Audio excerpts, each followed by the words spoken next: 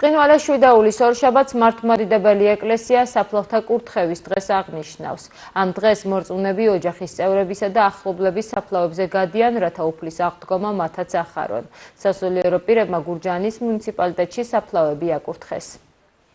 აღდგომიდან მთელი კვირის განმავლობაში და ამაღლებამდეც ქრისტიანები ერთმანეთს ასე ესალმებიან ქრისტიანს და ჭეშმარიტებს და აი ამ უდიდესი დღესასწაული, ბრწყინვალე დღესასწაული მართლმადიდებლებისთვის, რომელიც ქრისტეს აღდგომა არის, რომელიც მოგვიტანა მშვიდობა და სიხარული. ორივე სოფელს ერთმანეთად უხარის.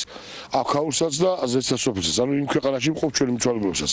და ამიტომ ყოველთვის რაც დიდი ბრწყინვალე და გვიხარდა ხოლმე, ჩვენ საყვარელი მიცვალებულებს მიულოცავდით ხოლმე აი ამ დღეს აღდგომისთვის, როგორც ესეთი ერთმანეთსულობა ქრისტიანს და მიდიოდნენ საფლავზე ულოცავდნენ ქრისტიანს და ის იმდენად ტრადიცია იქცა ფლავზე გასვლა, რომ აი დამკვიდრდა დღევანდელი დღე, როგორც მიცვალებულთა საფლავების კუთხე. როგორც აღდგომის შემდეგ მიმული დღე, მიაბეს დღევანდელი დღე, რომ მიცვალებულების მოხსენების აღდგომის დღის არ შეიძლება მიცვალებულებთან ამოსვლა.